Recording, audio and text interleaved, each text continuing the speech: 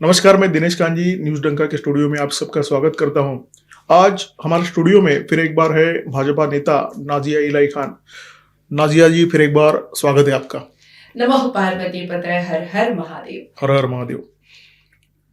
कहाँ से शुरू करें? पश्चिम बंगाल से? As a wish. Paschim Bangal में आजकल आपका आना जाना बहुत बढ़ गया है। कोई जिम्मेदारी पार्टी ने दी है? क्या चल रहा है पश्चिम बंगाल में?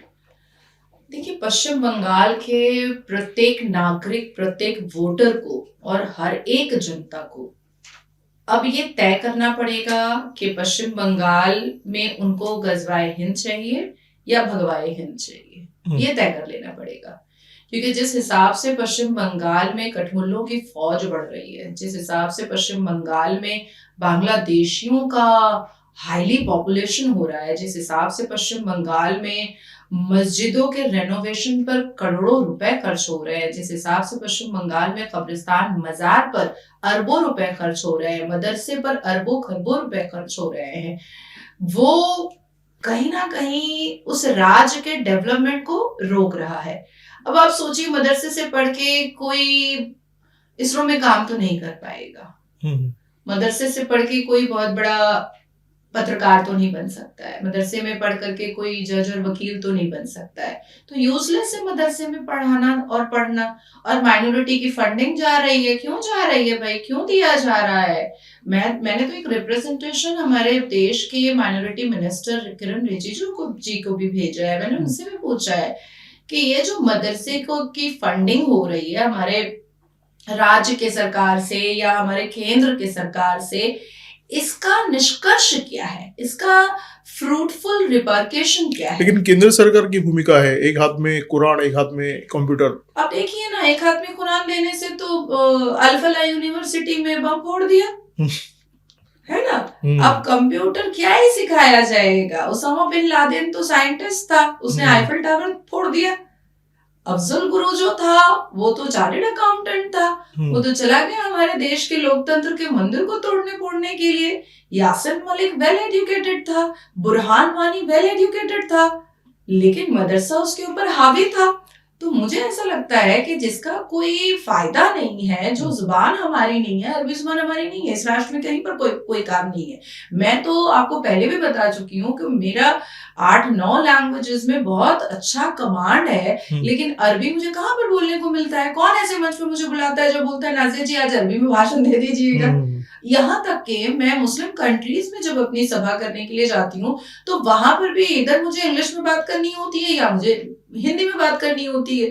तो अरबी का तो अरबी देश में कोई काम नहीं है हम लोगों का, क्योंकि हम भारत को रिप्रेजेंट कर रहे होते हैं। तो जाहिर सी बात है कि हमको एकदम शुद्ध हिंदी बात करना ज्यादा सही होगा। तो मुझे ऐसा लगता है कि पश्चिम बंगाल की दशा और दिशा अगर ठीक करनी है तो भगवाए हिंद को एक्सेप्ट करना पड़ेगा वहां की जनता को, और गजवाए हिंद का पुरजोर उनको विरोध करना पड़ेगा। अब हम लोग क्या है, ग्राउंड पर काम करते हैं, हम बिल्कुल नीडर होकर के अपनी बातों को रखते हैं, और हर जनता हमारे जैसी तकलीफ और पीड़ा को सह नहीं सकती है, तो वो अपने मतदान से भगवाए हिंद को एक्सेप्ट करे। बिल्कुल। आज के इस इंटरव्यू में चर्चा करने लायक बहुत सारे विषय है, लेकिन मैं चाहता हूं कि ये इंटरव्यू पश्चिम बंगाल और बांग्लादेश इन दो विषयों तक सीमित रहे। अभी स्पेशल इंटेंसिव रिवीजन हुआ पश्चिम बंगाल में, और 58 लाख नाम कटे वोटर लिस्ट। क्या ये आंकड़ा काफी है?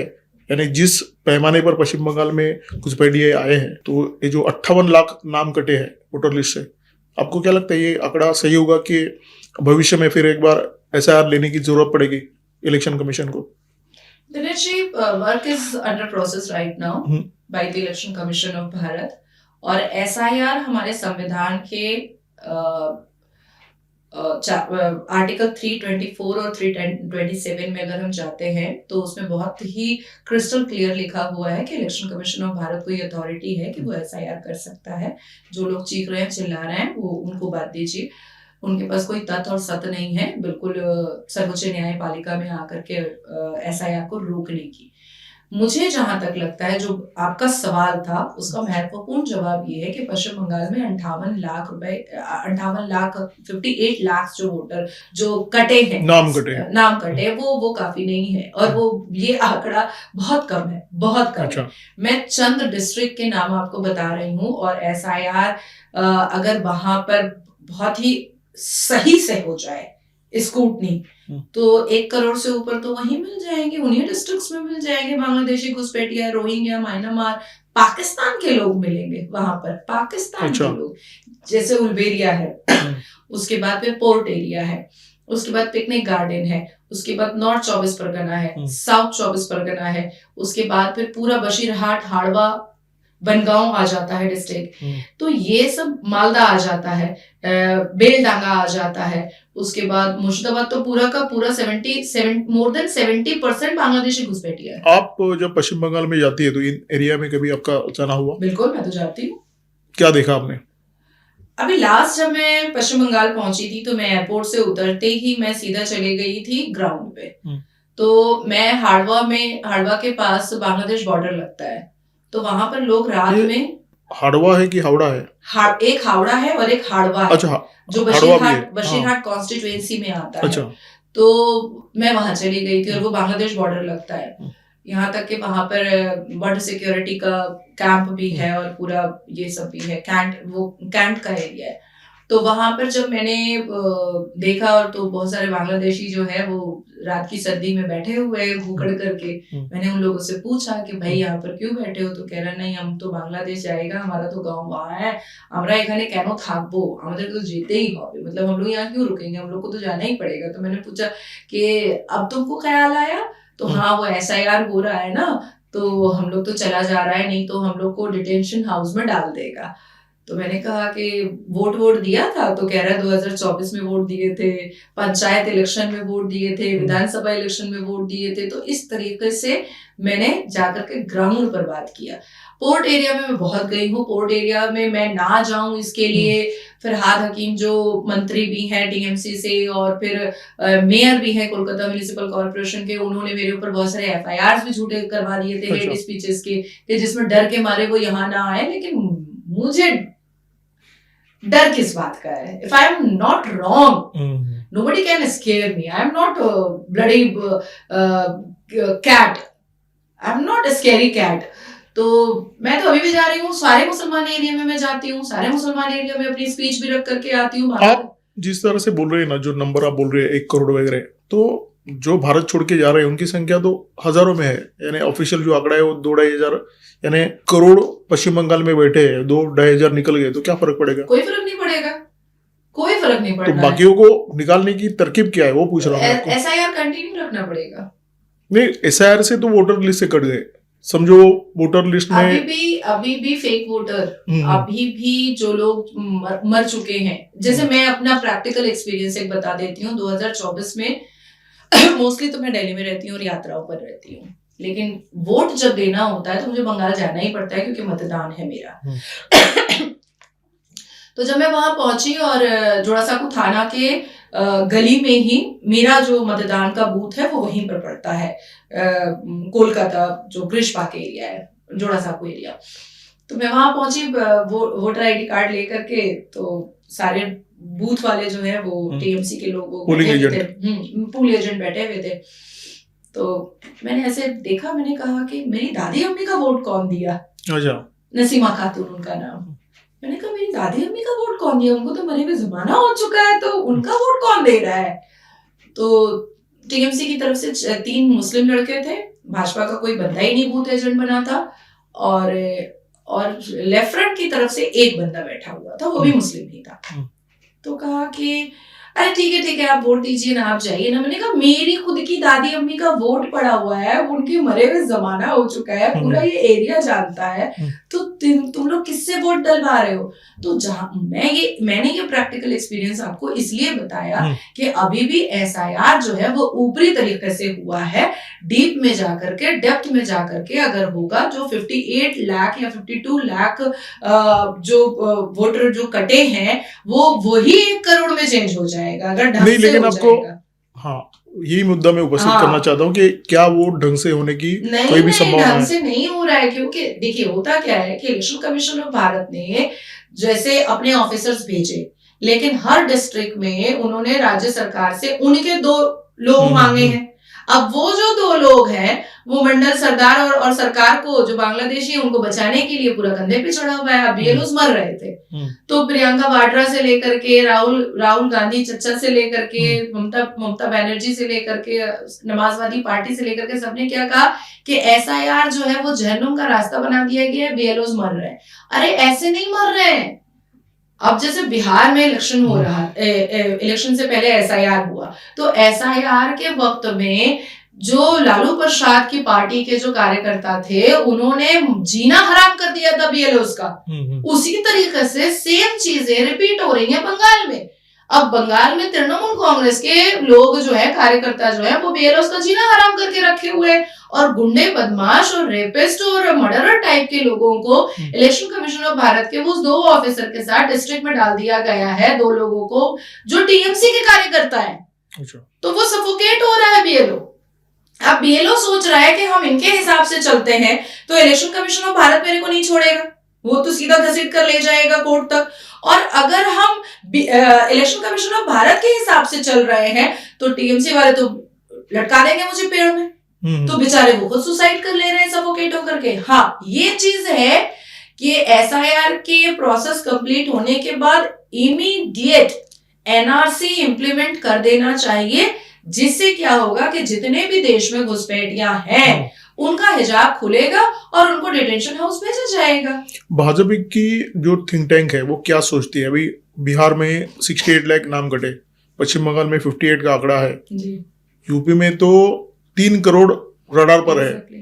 तो देश भर में पूरे जब एसआईआर का प्रोसेस कंप्लीट होगा, क्या आंकड़ा निकल के आ सकता है? यानी बीजेपी की वरिष्ठ नेता क्या सोचते हैं? देखिए, मुझे ऐसा लगता है कि जैसे 22 crore, more than 22 crore Muslims हैं। मुझे लगता है कि हम पूरे देश में 18 करोड़ बचेंगे, 15 या 18 करोड़ बचेंगे। बाकी सब घुसपैठियां हैं।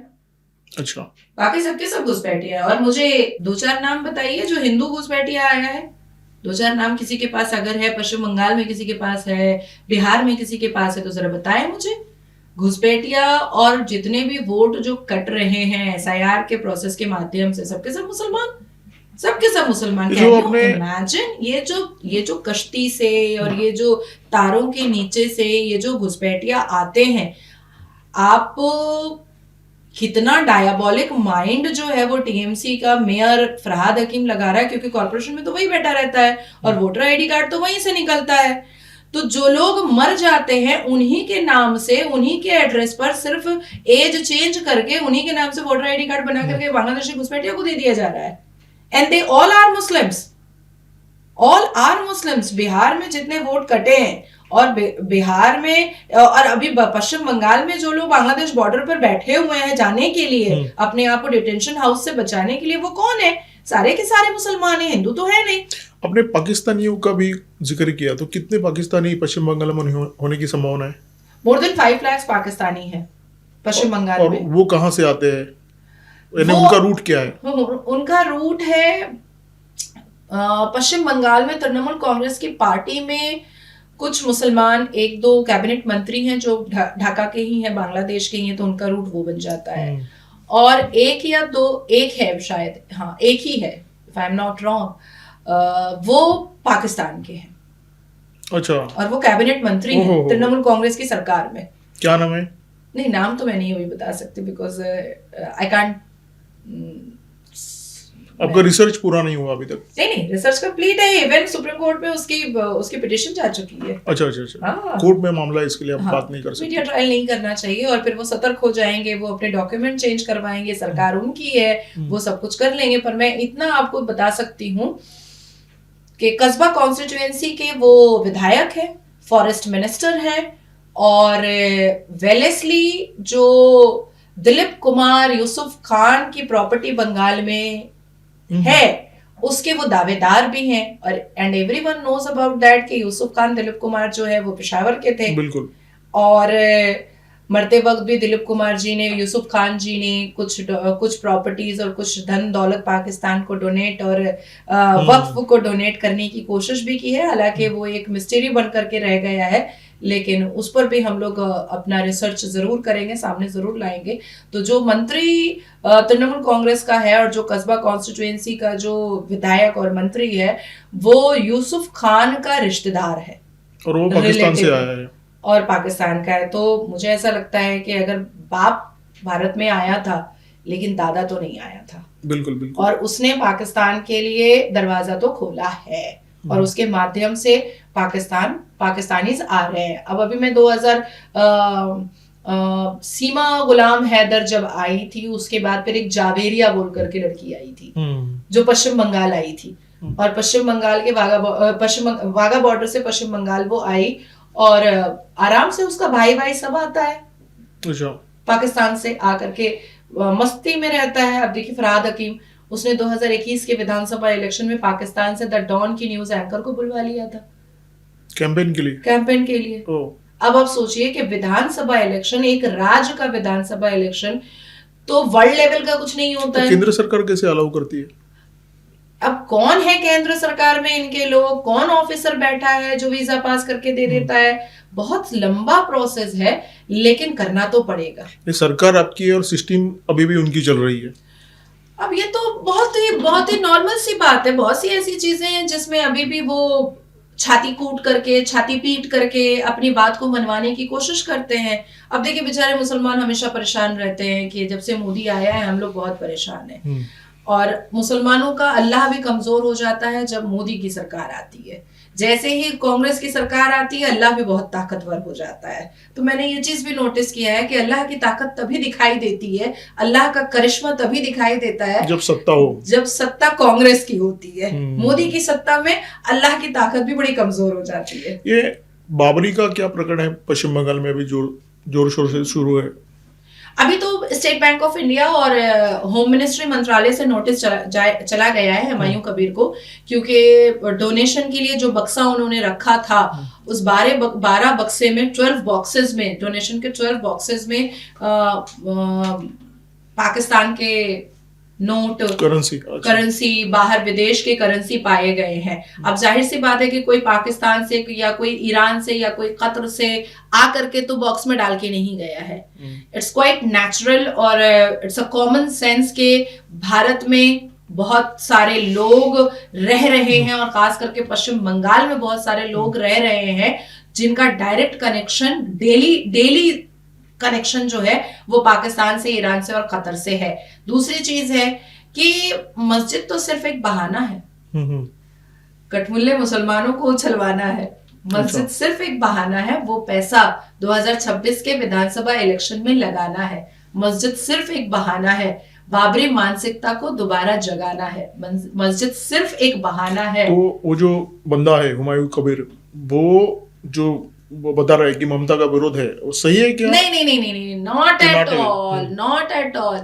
2024 की लोकसभा इलेक्शन में हमारी प्यारी दीदी मुख्यमंत्री ममता बनर्जी साहिबा ने जब डेटा देखा और वोट के पूरे डिटेल को उन्होंने ब्लूप्रिंट पर उतरवाया और निकलवाया, तो उनको ये समझ में आया कि वाकई में उनके कैंडिडेट जीते तो ज्यादा हैं, क्योंकि भाजपा 19 से 12 पर आ गई, लेकिन हिंदू वोट उनको बहुत कम मिला था।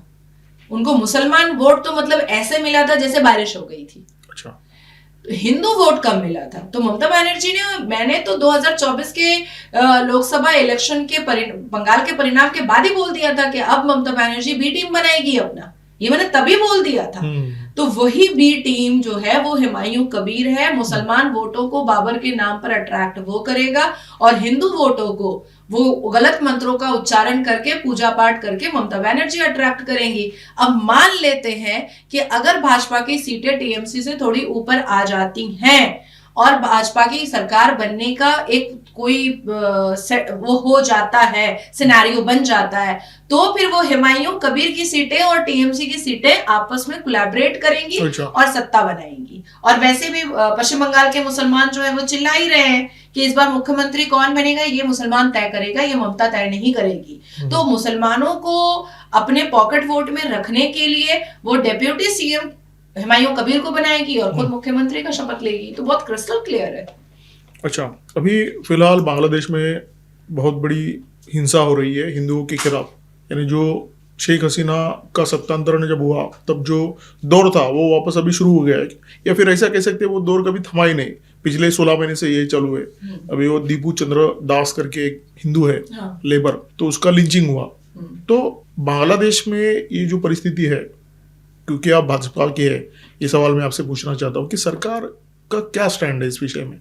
देखिए, मैं भाजपा की नेत्री होने के नाते, एक प्रवक्ता होने के नाते और एक भारत को हिंदू राष्ट्र के संकल्प को लेकर चलने के नाते मैं इतना जरूर कहना चाहती हूँ कि अब कम से कम देश की सरकार को बांग्लादेश में आर्मी कूप करवा देनी चाहिए। क्योंकि देखिए, मजहब की किताब ही ये समझा रही है, अल कुरान ही ये समझा रहा है कि जो काफिर है, जो बुत परस्ती करता है, वो अगर इस्लाम की बातें नहीं मानता है और इस्लाम का जो प्रीच कर रहे हैं, जो तबलीग कर रहे हैं, जो हिजरत कर रहे हैं, वो उनकी बात को मान करके अल्लाह एक और उसके प्यारे नबी सबसे बड़े आका ये नहीं मानता है, तो लिंचिंग भी होगी, सरतन से जुदा भी होता रहेगा। क्यों हमारे भारत में नहीं हो रहा है क्या?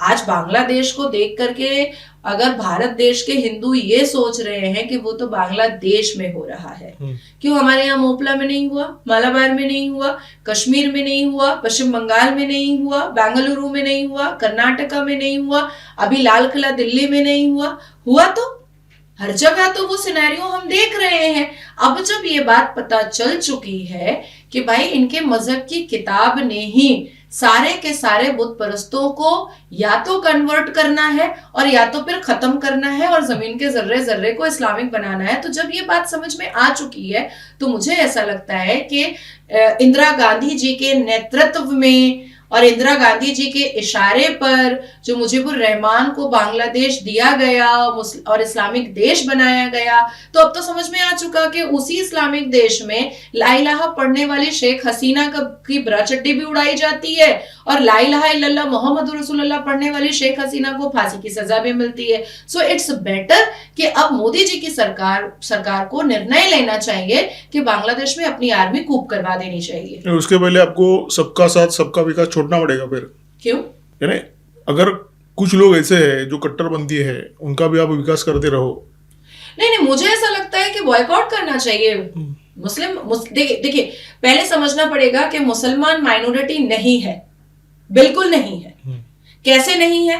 1947 में उन्होंने इस्लामिक देश पाकिस्तान बनवाया।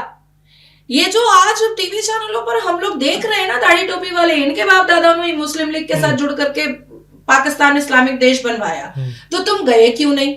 और जब अब तुम यहाँ पर रह रहे हो तो एक भारतीय, एक टेनेंट की तरह रहो, लेकिन तुम अपना शरिया और इस्लाम अगर मनवाने की कोशिश करोगे और माइनॉरिटी का तमगा और ताबीज पहन करके घूम करके तुम ये चाहोगे कि तुम मुसलमानों को कैबिनेट मंत्री बना दिया जाए और एक दिन मुसलमान बुर्के वाली जो है वो देश की प्रधानमंत्री बन जाएगी। क्यों बन जाएगी भाई? क्यों बन जाएगी? तो ये जितनी सुख सुविधाएं देश की सरकार के माध्यम से इन तक पहुंचाया जा रहा है, ये इमीडिएट रोकना चाहिए, इमीडिएट रोकना चाहिए। मुझे आपत्ति है कि हमारे देश के प्रधानमंत्री को ये अजमेर शरीफ में चादर भी नहीं भेजना चाहिए, क्योंकि हमारे देश के प्रधानमंत्री का जो स्टेप होता है वो पूरी दुनिया देखती है और देश का प्रत्येक युवा देखता है। जिसके मन में राष्ट्रभक्ति है वो ज्यादा देखता है, जिसके दिल में संविधान भक्ति है वो ज्यादा देखता है, जिसके दिल में हिंदुत्व और सनातन भक्ति है वो ज्यादा आदरणीय प्रधानमंत्री जी को फॉलो करता है। क्यों ये बात भूलना क्या जरूरी है कि 1992 में अजमेर शरीफ में किस हिसाब से न्यूड फोटोशूट और मास बलात्कार हुआ, और जो सोया हुआ है पीर बाबा, उसने किस तरीके से मुगल पीरियड में हिंदुओं के सर तन से जुदा किए थे? क्या ये भूल गए हैं? तो ये भूलना नहीं चाहिए। मुझे लगता है कि ये चादर भेजवाना प्रधानमंत्री का ये भी ठीक नहीं है, और इमीडिएट अजमेर शरीफ पर एक कानूनी कार्रवाई स्टार्ट होनी चाहिए और सीज होना चाहिए। तो बहुत सी ऐसी चीजें हैं जो नहीं होनी चाहिए पर हो रही है, लेकिन आगे मुझे ऐसा लगता है कि हमारी मेहनत रायगा नहीं जाएगी और हमारी मेहनत और हमारी आवाज से देश की सरकार को भी समझना पड़ेगा और माइनॉरिटी लिस्ट से मुसलमानों को निकालना पड़ेगा, क्योंकि वो है ही नहीं, वो माइनॉरिटी लिस्ट के बिल्कुल नहीं है। उन्होंने अपने लिए देश बनवा लिया था और उसके बाद फिर यहां पर छाती कूटने का काम अगर कर रहे हैं तो जेल भरो, सबको पकड़ो और जेल भरो। हम शरिया क्यों माने? आप बीजेपी की नेता है और आप जिस जबान में बात करती है या आप जिस शब्दों का और विधानों का इस्तेमाल करती है, वैसा स्टैंड तो कहीं बीजेपी के कद्दावर नेता नहीं लेते।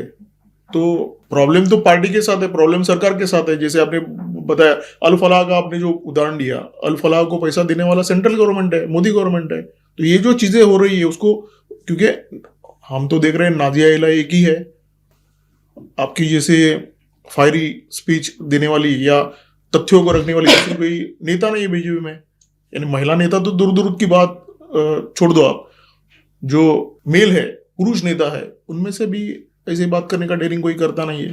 तो मुझे ऐसा लगता है कि यानी मेरा एक सुझाव है कि पार्टी स्तर पर और सरकार स्तर पर बदलाव करने लायक बहुत सारी चीजें हैं मेरे ख्याल से। चलिए छोड़िए, आप अपने लेवल पर जितनी बात, मैं इसको क्लियर कर देती हूँ। भारत के मुसलमान हमेशा ये बात कहते हैं कि कांग्रेस के पीछे हमेशा भाजपा लगी रहती है, पर सरदार पटेल किसके नेता थे? कांग्रेस के नेता थे ना। आज भी हम उनको बहुत, मतलब उनको तो सबसे ज्यादा सम्मान मिलता है।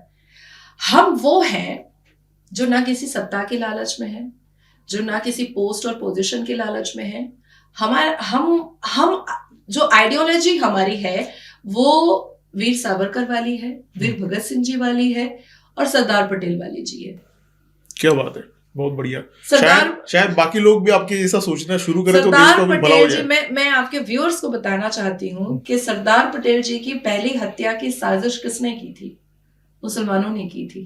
भीमराव अंबेडकर जी को अपने मोहल्ले के तालाब से पानी किसने नहीं पीने दिया था? मुसलमानों ने पीने नहीं दिया था। वीर भगत सिंह को कभी फांसी नहीं लगती अगर गांधी जो है वो वायसरॉय से बात कर लेता, जबकि वायसरॉय ने खुद लिखा भी कि मुझे लगा था कि गांधी भगत के बारे में बात करेंगे, लेकिन नहीं किए।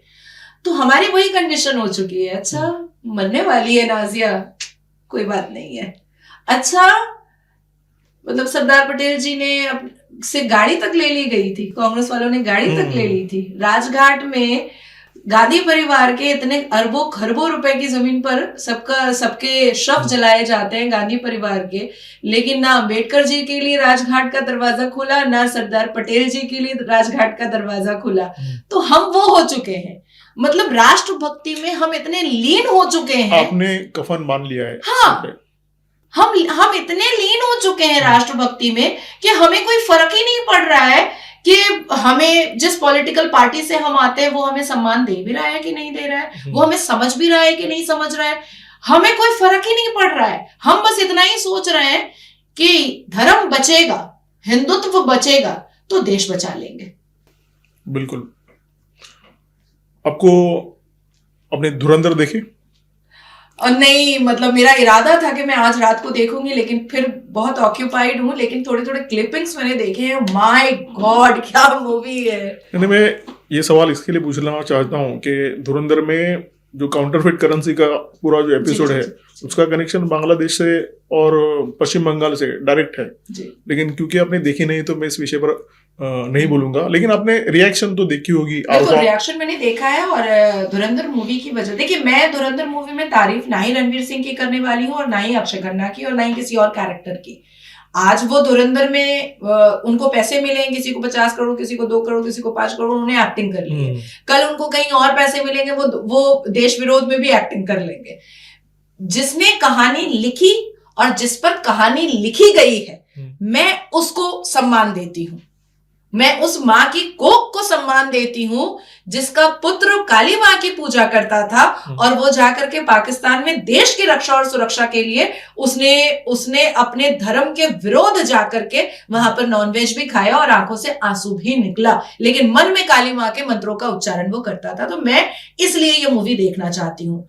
आई have no interest to see Ranveer Singh और ब्ला ब्ला ब्ला, मुझे इससे कोई लेना देना नहीं है। दूसरी चीज मैं आपको कहना चाहूंगी, आई एम सॉरी, कि आई के गुजराल और पी चिदम्बरम और हमारे पूर्व उपराष्ट्रपति हामिद अंसारी साहब का जो हिजाब खुला है, वो हिजाब खुलते रहना चाहिए, क्योंकि मुझे ऐसा लगता है कि उपराष्ट्रपति जो पूर्व है हामिद अंसारी साहब, उन्होंने सिर्फ एक गलती नहीं की है कि उन्होंने हमारे ऑफिसर्स का, रॉ एजेंट्स का सारा एड्रेस और ये सब दे दिया, आगे गुजराल ने दे दिया और जाकर के कह दिया कि अल्लाह हाफिज बोल करके आओ। बहुत सारी गलतियां हैं, बहुत सारे पन्ने खुलने बाकी हैं। तो धुरंधर जो है, गलतियां नहीं है, पाप है, ये पाप है, ये राष्ट्र विरोध का काम है। बिल्कुल, ये वो करते हैं जो उसामा बिन लादेन करता है। मुझे लगता है कि हामिद अंसारी और आईके गुजराल ने वो काम किया है जो यासीन मलिक किया है, जो याकूब मेमन किया है, वही काम किया है। तो मुझे लगता है कि धुरंधर, अभी तो धुरंधर आई है, इसका पार्ट 1, पार्ट 2, पार्ट 3, पार्ट 4 ऐसे करके आए तो क्या है कि देश के युवा जो है ना, बड़े पर्दे पे और फिल्मों के माध्यम से समझ पाएगी कि कितने पापी कांग्रेस में बैठे हुए अभी भी हैं। बिल्कुल, और वो पापी अभी भी जिंदा है, आपकी सरकार कुछ कर नहीं रही है उन पापियों के खिलाफ।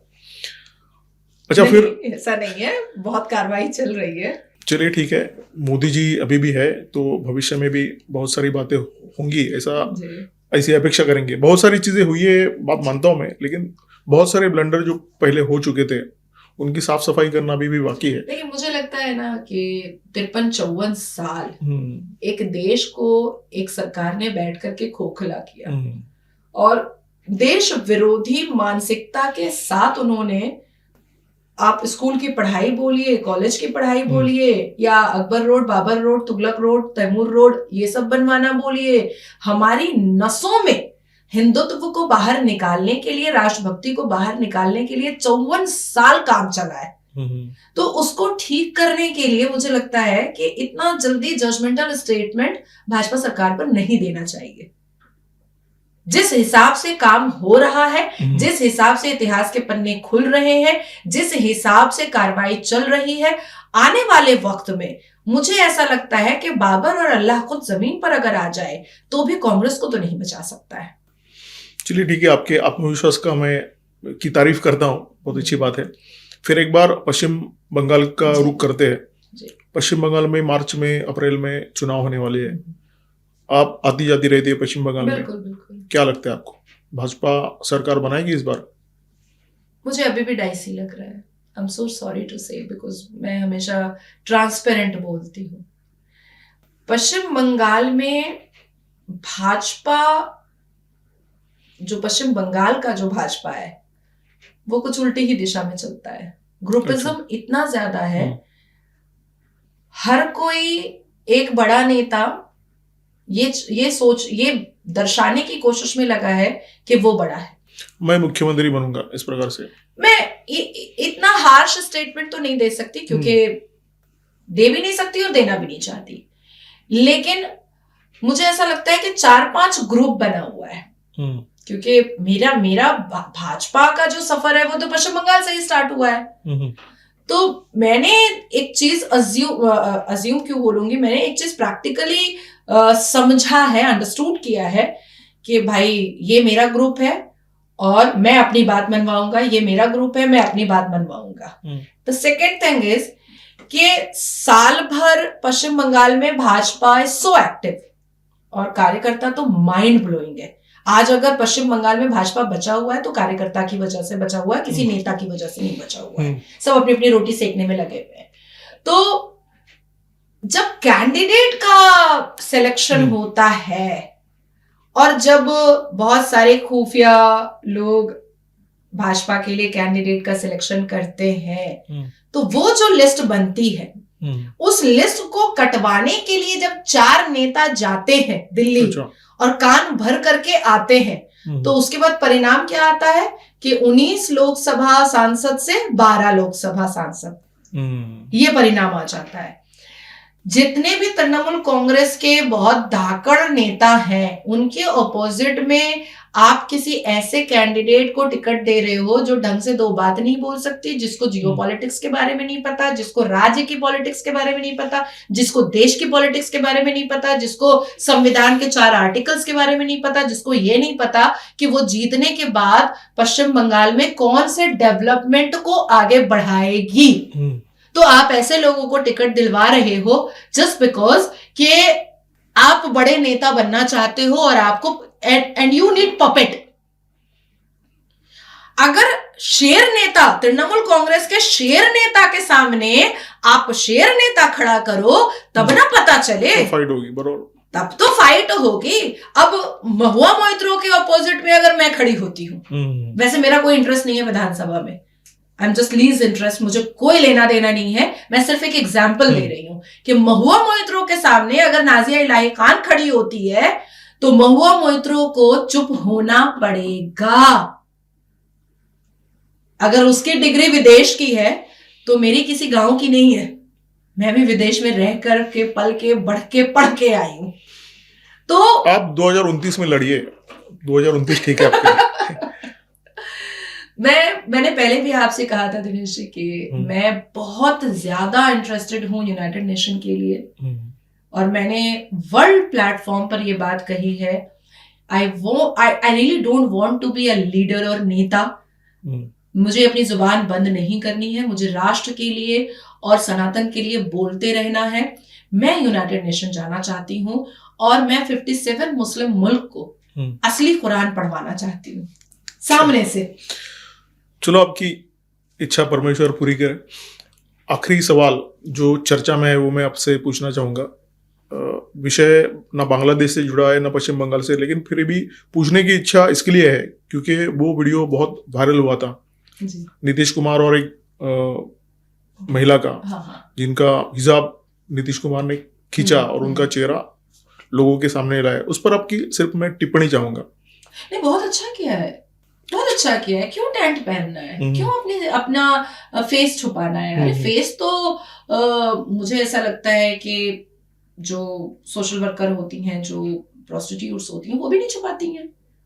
तो आप डॉक्टर बन रही हो, आप फेस क्यों छुपा रही हो? चेहरा ही हमारी आइडेंटिफिकेशन है। बिल्कुल। और चेहरा ही हम छुपा लें, नाम चोर है, नाम डकैत है, नाम कोई गंदा काम करते हैं, तो फिर हम चेहरा क्यों छुपाएंगे? और प्रॉफिट मोहम्मद सल्लल्लाहु अलैहि वसल्लम की 11 बीवियों ने क्या चेहरा छुपा लिया था? या मुगलों की बीवियों ने चेहरा छुपा लिया था? कभी नहीं छुपाया था। तो हम क्यों चेहरा छुपाएं? एंड हिजाब is not an essential part of Islam.